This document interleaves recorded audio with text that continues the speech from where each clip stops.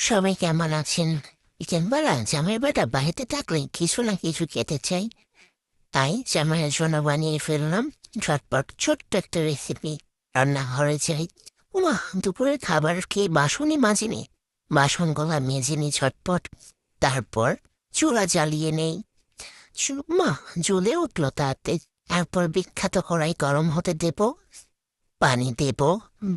বারবার পানি দেব, আমার আবার ভালো লাগে। তারপর কোলা লুডুস নেব।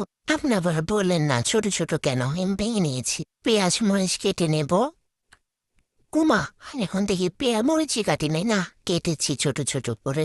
ডিম নিয়ে এদিকে জল গরম হয়েছে, নুডলস ঢেলে দিই, একটু ফুটতে হালকা লবণ দেব, আবার ফুটতে দেব, ভালো করে ফুটতে দেব। ফোটা হয়ে গেছে, এখন নামিয়ে নেব। সেঁকে নিলাম ভালো করে।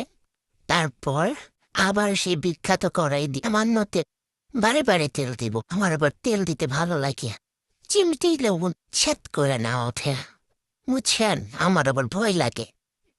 শুধু ভয় না, সেই ভয় লাগে। ওই যে কেটে রেখেছিলাম পেঁয়াজ মরিচ একটু একটু করে ঢেলে দিব। দেখছেন দেখছেন, ছেদ কইরা উঠতেছে। ধুল সব ঢেলে দিই। যা দেখেন, পুইরা যাচ্ছে। জানতাম কিছু না কিছু একটা হইব। যাক্কা, ভাজি হালকা করে লাল লাল করে এই যে সরিয়ে রাখলাম। এবার একটা ডিম ফেটে ঢেলে দিব। ডিমটা হালকা ভেজে লাল লাল করে ভেজে নেব।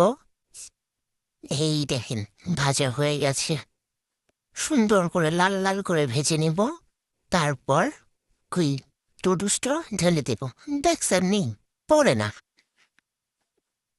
নাড়ব, এবার সুন্দর করে ভেজে নেব। এরপর লাস্ট দিব চাট মশলা। চাট মশলা দিয়ে সুন্দর করে নেড়ে নেড়ে ভাজা ভাজা করে তারপর নামিয়ে নেব।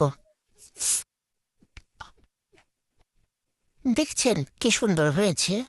পরিবেশন করছি, সুন্দর করে পরিবেশন করছি। আমারও জামাইরে আবার সাজাইয়ে দিতে মন চাই, একটু সস দিয়ে দিব।